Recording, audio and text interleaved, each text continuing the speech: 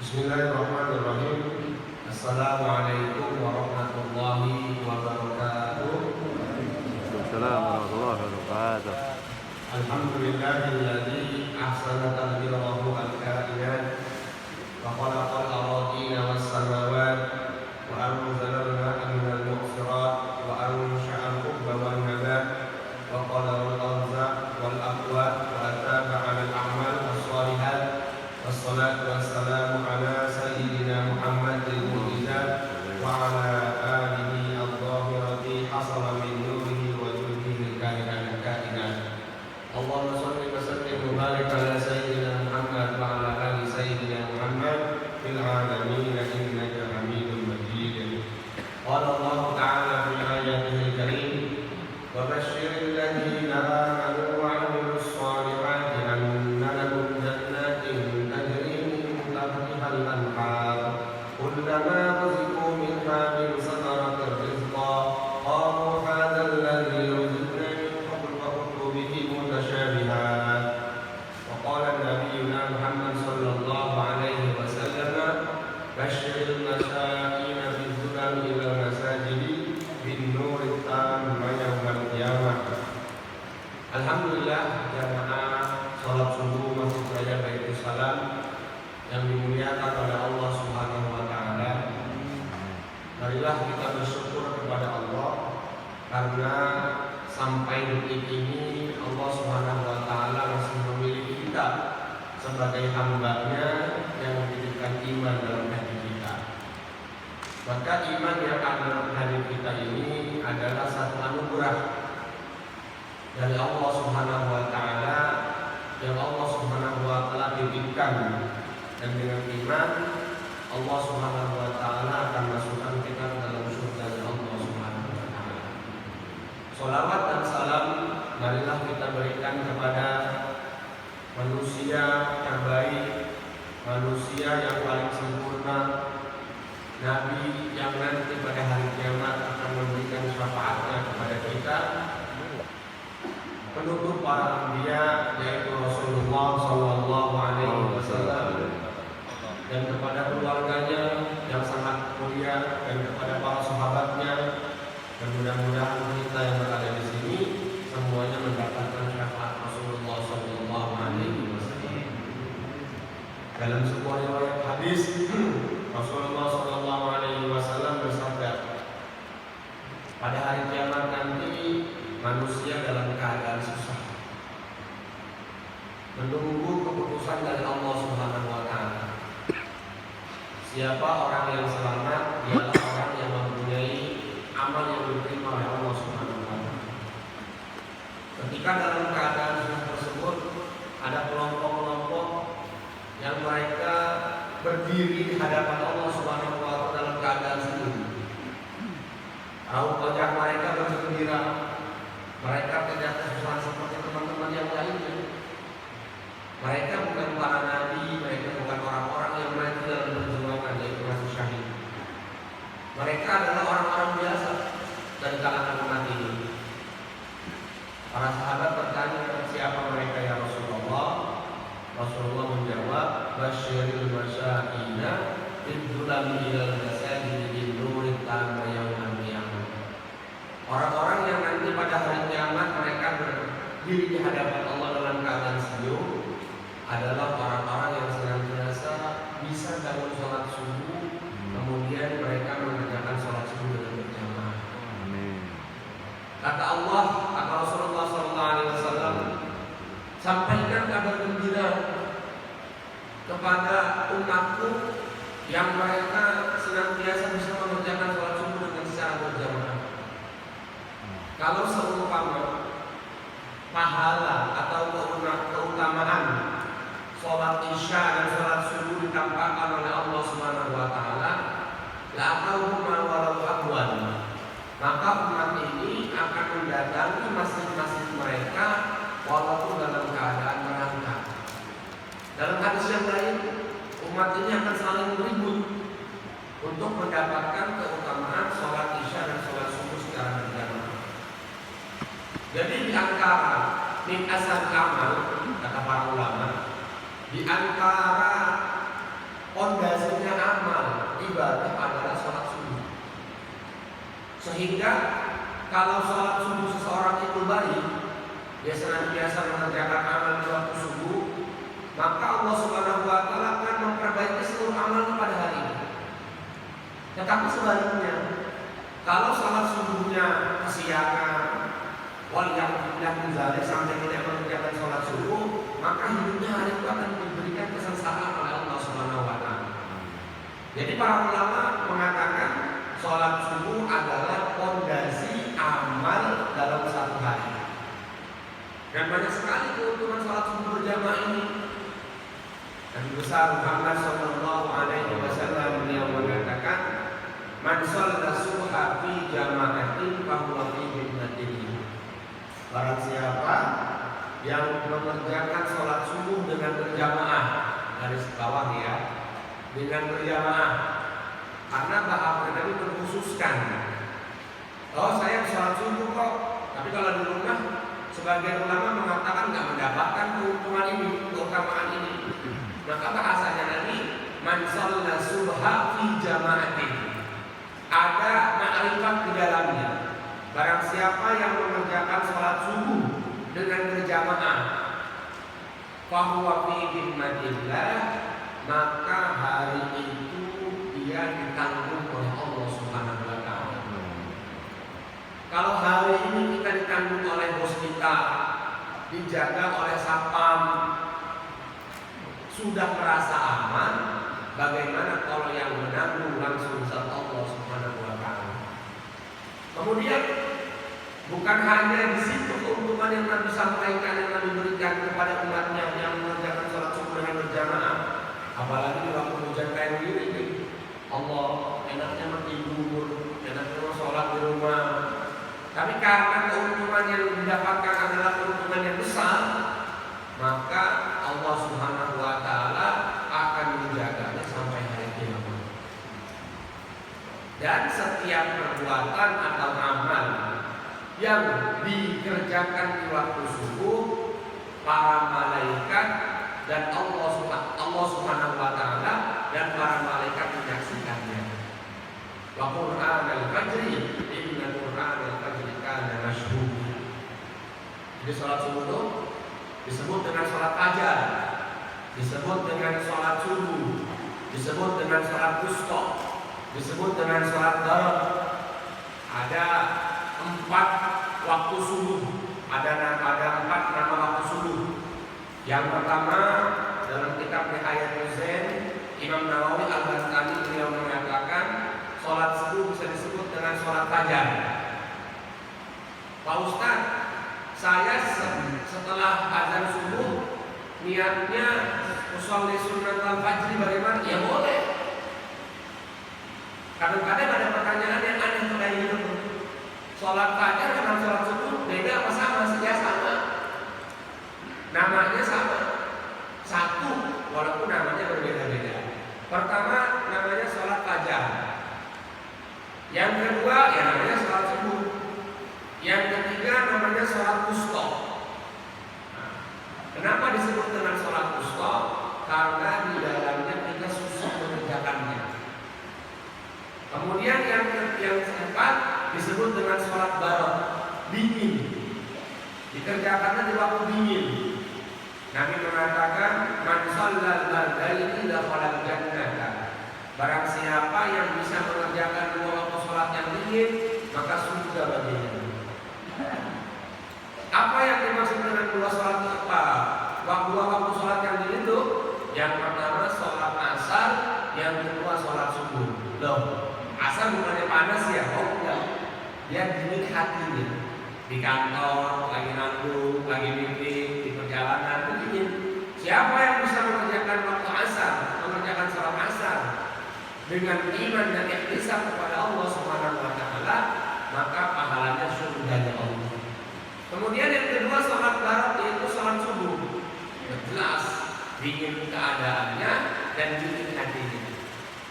Kita ini kalau bukan dalam pertolongan Allah nggak bisa sholat subuh berjamaah ini. Kita sholat subuh dengan berjamaah ini betul-betul mutlak karena pertolongan Allah Subhanahu wa Ta'ala. Karena kita ini tidak bisa apa-apa dan tidak punya apa-apa.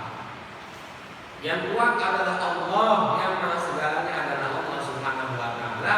Makanya senantiasa kita mengucapkan haula, yaitu la haula wala quwwata illa billahil aliyyil azim. Senantiasa kita mengucapkan kalimat tersebut karena kalimat tersebut menjadikan hati kita rendah diri di hadapan Allah Subhanahu wa Ta'ala. Orang itu kenapa punya sifat ujub? Orang itu kenapa punya sifat takabur? Orang itu kenapa punya sifat sum'ah?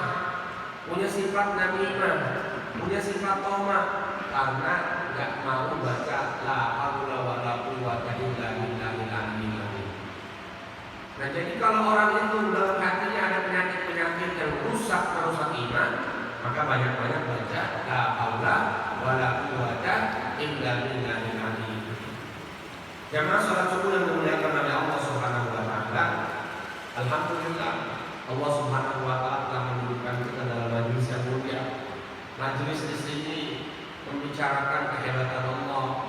Majelis di sini membicarakan bagaimana keutamaan amal yang Nabi Shallallahu Alaihi Wasallam sampaikan.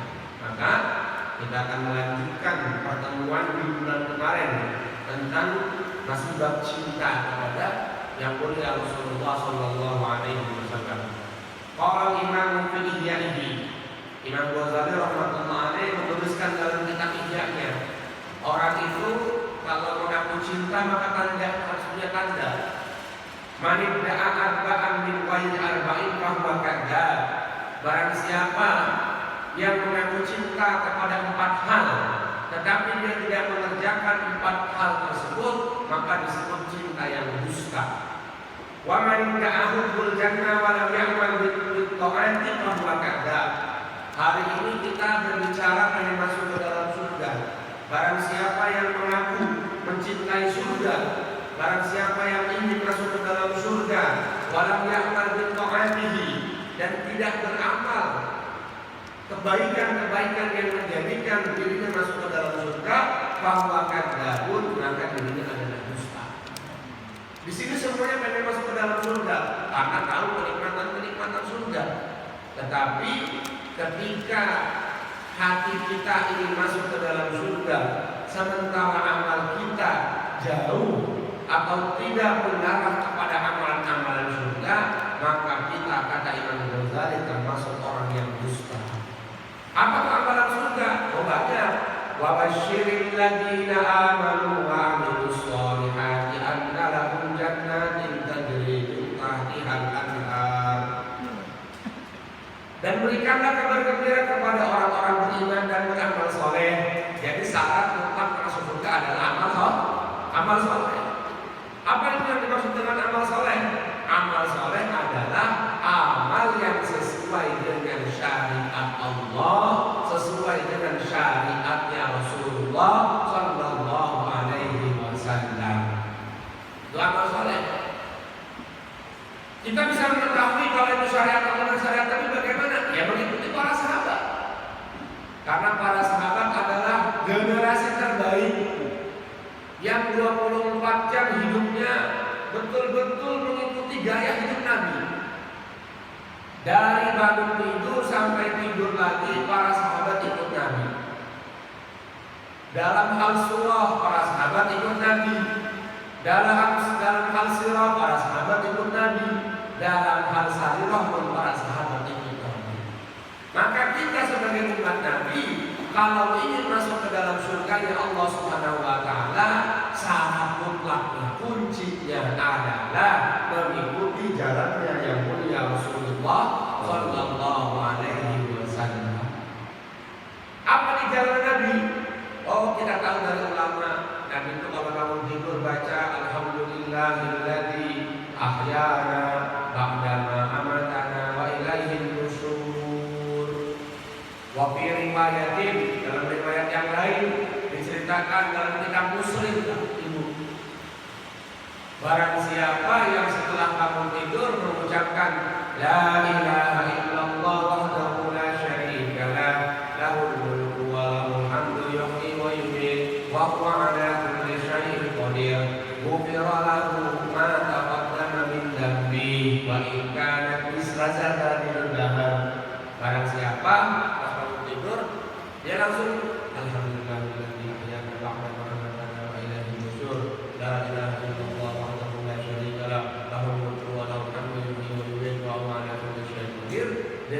dua kalimat tersebut, kalau dia baca setiap kamu tidur, maka dosanya diampuni oleh Allah Subhanahu wa Ta'ala.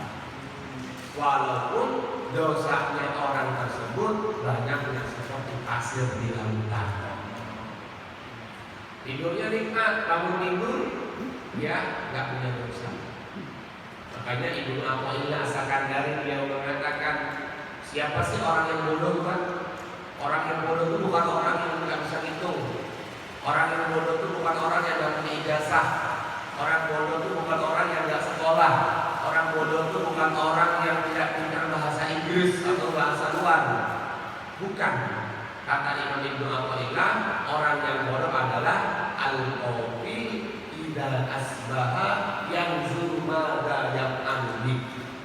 Orang yang sangat bodoh hidupnya adalah orang bangun tidur, dia orang Islam, tapi yang dia ingat bukan Allah.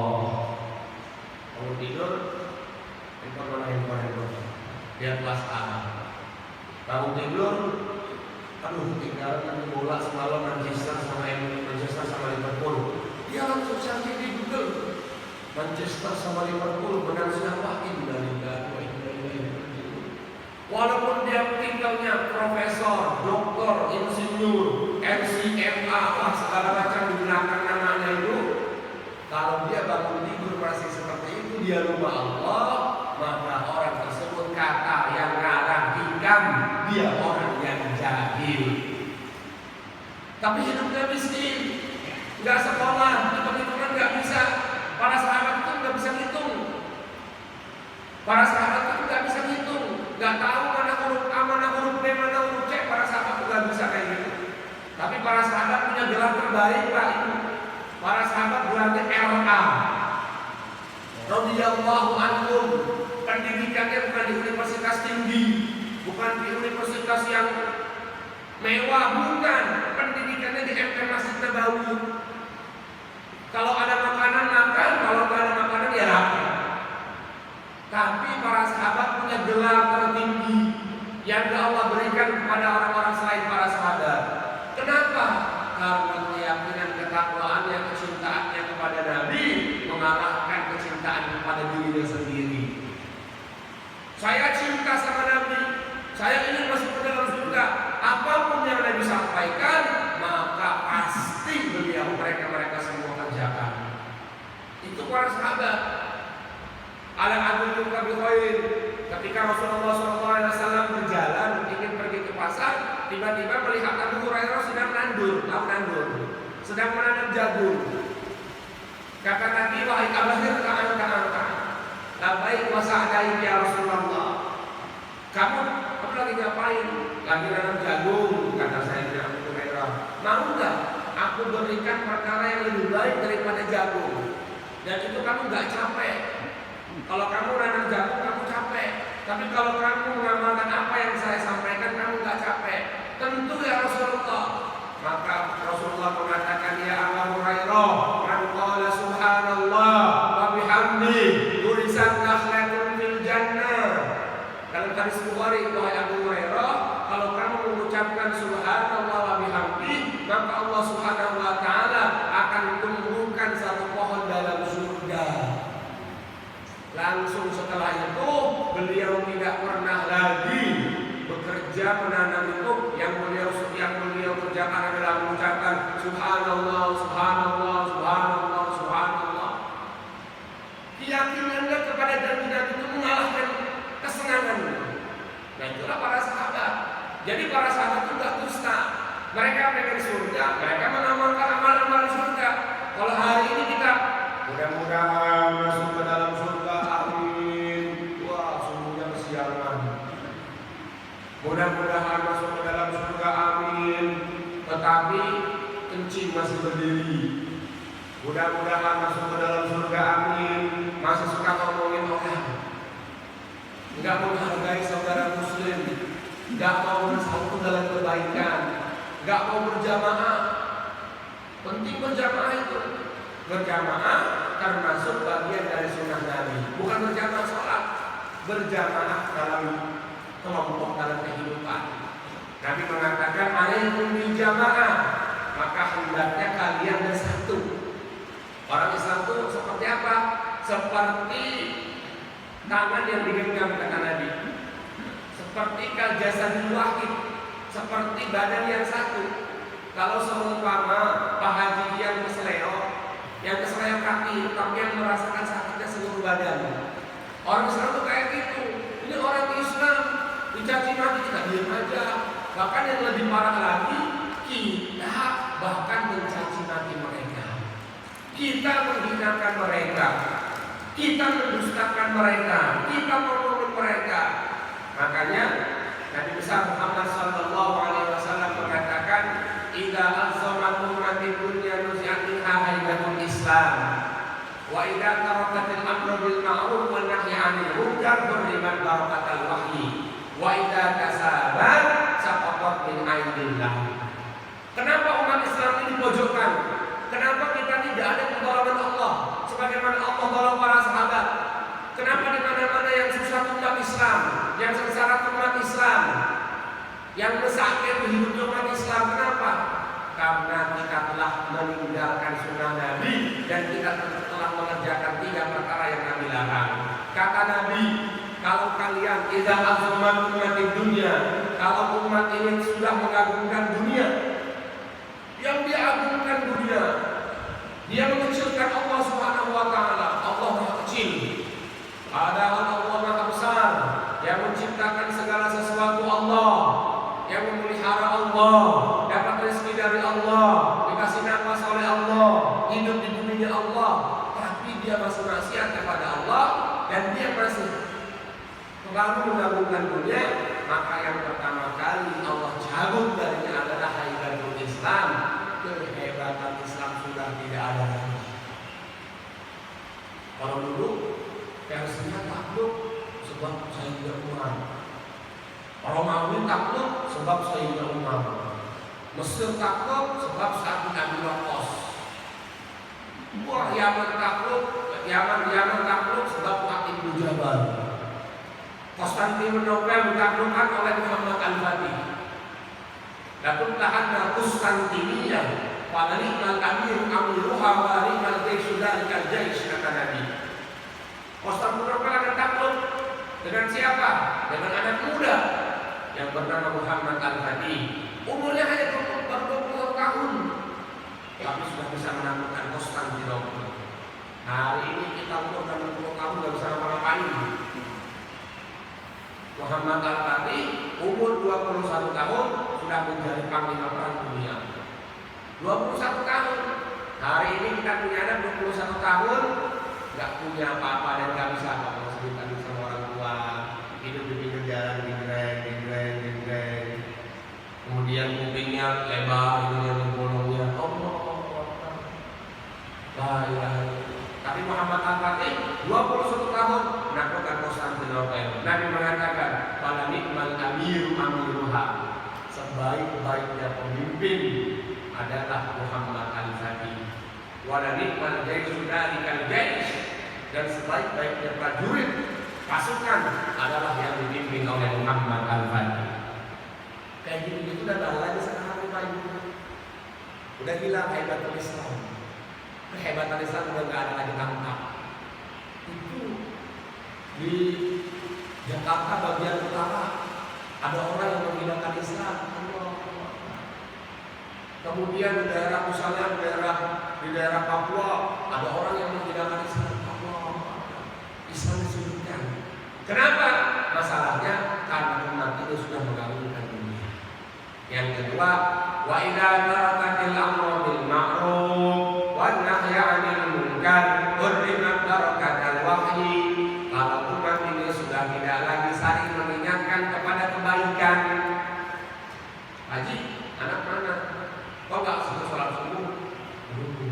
Anak capek bangunnya, pulang kerja jam 1:30, kasihan kalau bangun sholat subuh.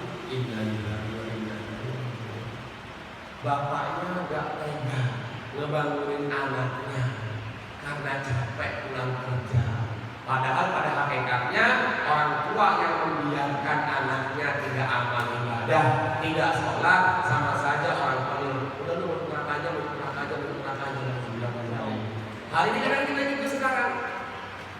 Gak peduli sama kemaksiatan tetangga. Pak, kenapa kok gak ditegur? Ah udahlah, surga dia, neraka dia. Perkataan kayak gitu kayak gitu, padahal itu banget itu. Kalau orang itu sudah diam atas kebaikan, kata Sayyidina Ali, beliau mengatakan, "Idza sakata ahlul haqqi anil batil, tawahhama ahlul batil annahu haqq." Kalau orang yang tahu kebenaran, kok dia diam dengan apa yang dikerjakan oleh orang yang berbuat keburukan, nanti kata Imam Ali, Sayyidina Ali beliau mengatakan, bisa jadi orang yang berbuat maksiat akan mengatakan, "Lihat loh, Pak Haji aja diam kok maksiat, mungkin ini benar." Tuh, coba hati-hati kita. Jangan sampai orang maksiat kita diamin, akhirnya mereka mengatakan bahwa kemaksiatan yang mereka perbuat adalah kebenaran. Kenapa? Karena kita sudah tidak lagi saling amar ma'ruf nahi munkar. Ya paling tidak kita ngajak lah, Pak, kita hidup cuma sebentar loh Pak, hari 60 tahun, kalau nggak amal tuh sayang, rugi. Nah udah, jangan katakan, ah udahlah, dia susah bilangnya. Nabi setiap hari 70 kali ke tempatnya Abu Jahal. Padahal Allah Subhanahu wa taala sudah katakan kalau Abu Jahal itu tidak akan masuk ke dalam surga. Tapi kata Nabi bukan itunya, saya mah dakwahnya, mengajaknya itu yang wajib. Makanya Allah mengatakan, "Wa man ahsanu qawlan mimman da'a ila Allah wa 'amila shalihan wa qala innani minal muslimin." Wa man ahsanu qawlan, dan siapa yang paling bagus perkataannya, mimman da'a ila Allah, orang yang paling baik ucapannya adalah orang yang mengajak taat kepada Allah. Makanya dakwah yang paling sempurna adalah azan. Allahumma rabb hadhihi da'watika. Nah, ya Allah, Engkau telah panggil saya ya Allah dengan panggilan yang sempurna. Allah ada tiap hari mengingatkan kita sekali hari 5 kali. Masa kita nggak mengingatkan orang lain? Hari ini kita bangga, misalnya Pak Ustadz Barmawi dapat surat dari Pak Jokowi, nanti besok hari Senin datang ke Istana. Gue bingung tuh, bagian yang mana nih Pak Jokowi ini? Beli sepatu pentol dulu yang paling bagus, beli kemeja dulu yang paling mahal. Udah selesai dipanggil, ceritanya kemana-mana tuh. Wah, kemarin dipanggil ke Istana sama Pak Jokowi. Padahal urusannya juga nggak tahu, ada masalah atau ada kebaikan gitu kan. Tapi semuanya dipanggil, giliran yang manggil Allah sehari makan kita nggak seneng. Allah tiap hari berapa kali manggil kita kan? Para Jokowi belum tentu manggil kita, tapi bangganya bukan main kita. Saya kemarin dipanggil Jokowi, bahkan kalau dia nggak punya cucu dia cerita, dulu bapak, dulu kakek pernah dipanggil sama presiden, namanya Pak Jokowi. Tapi dengan dipanggil Allah, Allahu Akbar, Allahu Akbar. Entah itu Allah itu. Aku baru sebar. Innalillah. Dipanggil Allah nggak senang. Padahal kata Allah, hayya 'alas shalah, hayya 'alal falah. Antum sholat, kalau sholat tenang. Masih aja nggak mau tenang. Sibuk sama pekerjaan, stres hidupnya. Allah ya itu karena nggak mau mendahulukan perintah Allah. Para sahabat di dalam pasar ketika berdagang, saya Abdullah bin Umi Maktum azan, Allahu Akbar, Allahu Akbar. Langsung seketika itu juga sepi pasar. Turun ayat, rijalun la tulihim tijaratu wa la bai'un an dzikrillah. Mereka laki-laki yang tidak pernah disibukkan dengan perniagaan. Padahal di akad bukan beli. Ini berapa nih harganya nih? 10.000. Bisa nggak kalau 8.000? Azan nggak jadi. Tunggu dulu kalau balik lagi. Dan itu ada pas sekarang di Indonesia. Kalau bapak pengen tahu, ada satu kampung yang ketika azan langsung sepi tempatnya itu satu lah. Di pondok saya paling Temboro. Di Temboro itu semi Madinah. Jadi kalau udah azan nih, Allahu Akbar, Allahu Akbar, toko-toko tuh masih buka, masih nggak ditutup. Sholat. Bapak kalau pergi ke Temboro, lapar pas waktu azan nggak bakal nasi. Malu kita, pas azan keluar jalan malu. Ini berarti bukan orang Temboro, cuma begini nih, sepi jalanan. Allah. Itu kalau Ramadan Mbak, kalau Ramadan tuh saya kan tahun di sana. Itu kalau Ramadan tuh depan rumah tuh gorengan gratis, es teh manis gratis, es jeruk gratis, es jus alpukat gratis, semua rumah tuh, rumah tuh. Jadi semi Madinah dia Temboro itu. Kalau udah waktu azan, maka sepi jalanan. Udah nggak ada lagi yang nongkrong di warteg tuh nggak ada lagi. Kalau di luar Temboro, di Jakarta khususnya, jangan azan. Ramadan kelihatan kaki setengah. Ramadan kelihatan kaki. Terus yang luar juga nggak malu lagi Allah. Bagaimana? Karena kita nggak ada suasana. Udah hilang kehebatan Islam. Kemudian kalau kita sudah tidak aman ma'ruf, maka hilang kehebatan wahyu. Beriman orang kata wahyu, Al-Quran udah nggak ada lagi. Udah nggak ada lagi bawa Al-Quran. Coba kita lihat titik-titik ada sekarang dulu. Orang menghinakan Al-Quran, orang betul-betul Al-Quran, orang mencibir Al-Quran. Ya udah, nggak ada lagi keberkahannya Al-Quran. Makanya Nabi mengatakan saya ada nas zamanun la yarqabu al-Islam illa subuh wa la al-Quran illa usul. Akan datang satu masa Al-Quran hanya tinggal tulisannya saja, tetapi hilang keberkahannya. Kalau dulu Al-Quran orang baca Bismillah gunung besar belah. Orang baca Bismillah para sahabat bisa berjalan di atas lautan. Orang baca Bismillah ada orang mati berhidup lagi. Orang baca Bismillah penyakit kusta dan lepra lipat lepra lagi. Penyakit kusta dan lepra bisa sembuh. Hari ini kita baca Al-Fatihah tapi nggak sembuh. Kenapa? Hilang sudah kehebatan Al-Quran. Nah yang ketiga wa idza tasabat ummati saqatat min ainillah. Kalau umat ini sudah tidak lagi bersatu dalam kebaikan, nggak saling menghargai, mencela, menghina, menggibah sama saudara muslimnya sendiri, saqatat min ainillah, maka Allah Subhanahu wa taala akan jauhkan dari rahmat Allah. Akhirnya Kiai A dengan Kiai B gara-gara beda partai politik. Padahal sama-sama satu tujuan mengharap ridha Allah Subhanahu wa taala, cuma gara-gara partai politik akhirnya itu. Kelompok A marah-marahin kelompok B, kelompok B marah-marahin kelompok A. Kenapa?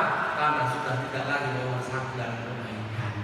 Maka kata Nabi alaikum bil jamaah, wahai umatku, orang iman, orang Islam wajib kepada kalian untuk berjamaah. Wa iyyakum wal firqah, dan jangan bercerai-berai. Kalau di masjid itu saling menghargai. Jamaah biasa menghargai pengurus juga menghargai jamaah biasa. Jangan kadang-kadang kita nih sebagai penonton ngomongin aja. Biasanya kan itu para penonton lagi nonton bola. Bodoh banget sih segitu aja gak masuk. Padahal dia sudah susah main itu. Nah, kadang-kadang kita tuh suka komentarin orang aja, kerjanya orang itu gimana sih pengurus masjid bikin begitu aja nggak betul. Itu gimana sih pengurus masjid ngelakuin aja kok nggak bisa diomongin terus. Tapi dengan dia jadi pengurus nggak mau, harus tahu itu. Nah, maka kita harus saling menghargai. Kemudian yang kedua, wa mereka hukum Nabi Sallallahu Alaihi Wasallam wa ulama wal fuqara wa huwa kadzabun, kata Imam Ghazali. Barang siapa yang mengaku mencintai Nabi tetapi tidak mencintai para ulama dan tidak mencintai orang fakir, maka adalah dusta. Jadi syarat mencintai Nabi wajib cinta sama ulama. Ustaz, saya nggak suka tuh sama ulama itu nggak boleh. Dia kan aneh nggak usah statementnya. Misalnya ada ulama yang statementnya, perkataannya atau keputusan-keputusannya tuh di luar syariat Allah tuh. Gak boleh benci sama dia, benci sama statement. Kalau sama dia ini kita wajib cinta. Karena siapapun dia, dalam hatinya ada ilmu. Ini gara-gara ulama itu politik, jadi kita benci, kita bunuh. Wah kacau. Dulunya cinta sama ulama A, gara-gara dia ikut partai politik A, akhirnya wah haruslah ikut politik udah halus lah. Nabi mengatakan ulama yang politik itu ulama sunnah, nggak boleh begitu. Itu kan bahasanya Nabi. Kalau kita mah ya wajib cinta sama ulama. Lawan ulama la sarat nas kal bahaim. Kalau nggak ada ulama kita tuh seperti binatang Pak. Nggak tahu sholat, nggak tahu zakat, nggak tahu puasa, bahkan nggak tahu Allah kalau nggak ada ulama. Kita tahu Allah itu karena ulama. Makanya seorang ulama mengatakan, bagaimana tuh kalimatnya? Kalau bukan karena ulama, laulal murabbi ma aradtu rabbi. Kalau bukan karena guruku, maka aku tidak tahu siapa Tuhanku. Jadi kita tahu sholat 4 rakaat, zuhur 4 rakaat, asar 4 rakaat, isya 4 rakaat, maghrib 3 rakaat itu karena dari ulama. Dan hukum ulama masmumatun, dagingnya ulama itu beracun. Apalagi ulamanya yang habaib. Gak boleh kita benci habaibnya juga gak boleh kita. Kalau usah kita ada habaib keras banget ke orangnya, jangan benci sama orangnya. Kita mencintai habaib itu bukan karena ada embel-embel. Ya, siapapun orangnya kalau dia zuriyahnya Nabi wajib kita cintai. Tapi dia perkataannya suka menghinakan orang lain, gak usah diikutin itu ya mah. Kalau kita ada kemampuan untuk bisa bicara dengannya, ya bicara. Kayaknya begitu gak baik ini. Kalau kita gak ada kemampuan, maka doakan. Ini jangan benci sama habaib. Karena Rasulullah SAW mengatakan, adimu auladakum ala salasati sholin. Ajarkan kepada anak-anak kalian 3 hal. Yang pertama, hubbi nabiyikum, cinta kepadaku, wa hubbi ahli baitihi, dan cinta kepada keluargaku. Yang ketiga, membaca Al-Quran. Dalam riwayat yang lain Rasulullah mengatakan, taraktu fikum amrayni, idza tamassaktum biman fadillah abada.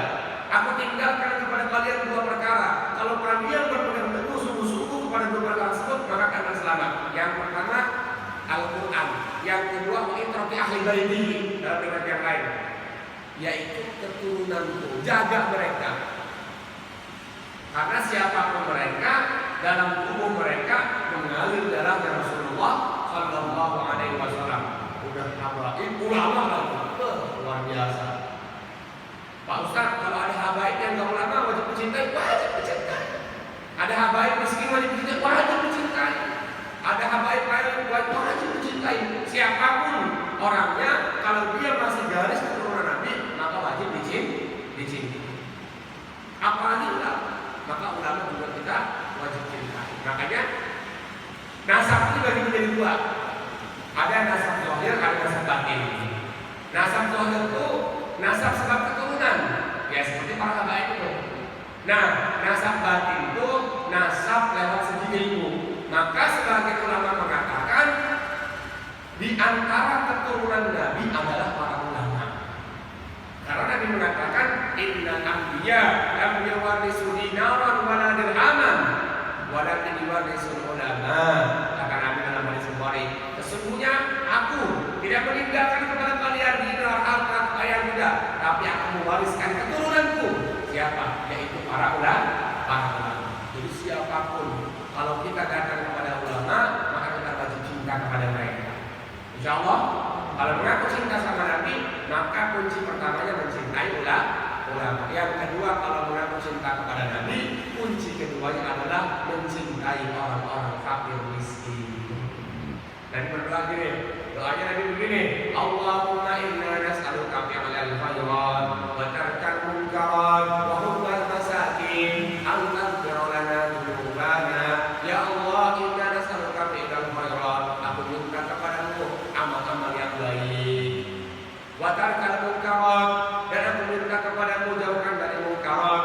Wa hubbal masakin, dan tumbuhkanlah dalam hatiku cinta kepada orang-orang miskin. Itu aja Nabi itu. Tahu nggak siapa yang merusakan agama? Ara'aita alladzi yukadzibu bid-din. Kata Allah, tahu nggak antum siapa yang merusakkan agama? Yang pertama, adzalika alladzi yad'ul yatim. Yang kedua, apa? Wala yahuddu ala ta'amil miskin. Orang yang menghinakan agama adalah orang yang tidak peduli dengan orang-orang fakir miskin. Kata Nabi, innallaha yansurha bil ummah bi di'afatihim wa ikhlasihim. Kata Nabi, sesungguhnya Allah tolong kita bukan karena tahajud kita, bukan karena sedekah yang kita kerjakan, bukan sama sekali, bukan karena Al-Quran yang kita baca, bukan karena haji umrah berapa kali, bukan. Allah tolong kita karena mereka. Kata Nabi, innallaha yansurha bil ummah. Allah tolong umat ini karena mereka yang masya Allah hidup di jalan, nggak punya rumah, lemah mereka. Kalau bicara di hadapan orang nggak bakal didengar, nggak bakal didengar. Kalau dia punya usulan nggak bakal diterima usulannya. Orang-orang menganggapnya dia orang yang paling hina. Tetapi bisa jadi dari lisan-lisan mereka kalau berdoa langsung bisa mengatakan hasya Allah Subhanahu wa taala. Pedulilah kepada mereka, kepada orang fakir miskin. Kenapa di Indonesia ini banyak orang fakir sama miskin? Karena orang kaya itu tidak punya zakat. Seorang ulama mengatakan kalau dalam satu tempat kok orang kayanya mengeluarkan harta kekayaannya seperti zakat mal, zakat fitrah, zakat perniagaan, zakat emas, zakat perdagangan, maka bisa jadi insya Allah di dunia ini sudah tidak lagi ada orang fakir dan miskin. Insya Allah ya. Bagaimana Ustaz? Cukup? Hah? Masih lanjut tadi? Apa cukup? Hah? Oh dikit lagi Bang. Ya baik. Kemudian yang selanjutnya yaitu wa man idda'a al-khawfu minan nari wa lam yatrukul ma'asi fa huwa kadzdzabun. Barang siapa yang mengaku takut kepada neraka tetapi masih meninggalkan perkara, tapi masih mengerjakan perkara yang Allah murka, fa huwa kadzdzabun, maka dia adalah dusta. Masyaallah. Kalau takut sama neraka maka harus meninggalkan masih. Wa man idda'a Allah ta'ala wa syaka minal balwa. Barang siapa yang mengaku cinta kepada Allah dan masih mengeluh, ada masalah mengeluh, bahwa kadzdzabun, maka hatinya adalah dusta. Saya cinta sama Allah, dikasih ujian, rumahnya kebanjiran, duitnya hilang, motornya hilang, tapi keluh diceritain kemana-mana. Sampai-sampai dia bilang takdir memang terjadi. Lalu ini Allah Rasulullah mengatakan, man lam yarda bi qada'i wa qadari wa man lam yasbir 'ala al-bala falyartabis rabban siwai. Barang siapa yang tidak ridha dengan qada dan takdirku, tidak sabar dengan musibah yang telah menimpa kepadanya, falyartabis rabban siwai, silahkan cari Tuhan selain aku. Ada apa? Bapak belum nih, kata Allah, falyartabis rabban siwai. Udah lu cuma aja selain gua siapa ada? Ya enggak ada. Tuhan hanya Allah Subhanahu wa ta'ala, la ilaha illallah wahdah. Dialah Allah Subhanahu wa ta'ala yang saya sebutnya wahdah, yang maha esa. Semoga kajian yang singkat ini menjadi akibat buat kita. Kesimpulannya adalah kalau kita mengaku cinta kepada Allah dan Rasulnya, maka hendaknya kita senantiasa berbuat amal kebaikan. Karena amal kebaikan yang sedikit kita kerjakan akan bernilai besar di hadapan Allah Subhanahu wa ta'ala. Wa may ya'mal mithqala dzarratin khairan yarah, wa may ya'mal mithqala dzarratin syarran yarah. Sekecil apapun keburukan yang diperbuat oleh Adam, pasti akan ada balasan di hadapan Allah Subhanahu wa ta'ala. Semoga Allah menerima kita semuanya. Allah subhanahu wa ta'ala berkata, saya assalamualaikum warahmatullahi wabarakatuh. Allahumma shalli wa sallim wa barik ala sayyidina Muhammad wa ala ali sayyidina Muhammad wa ala alihi innaka Hamidum Majid. Rabbana hab lana min azwajina wa dhurriyyatina qurrata a'yun waj'alna lil muttaqina imama. Allahumma ati nufusana taqwaha wa zakkiha anta khairu man zakkaha, anta waliyuha wa maulaha. Allahumma inna wahidina waj'alna sababan liman ihtada. Sallallahu ala sayyidina Maulana Muhammad walhamdulillahi rabbil alamin. Subhanallah wa bihamdihi, subhanallah wa bihamdihi, asyhadu an la ilaha illa anta astaghfiruka wa atubu ilaik. Assalamualaikum.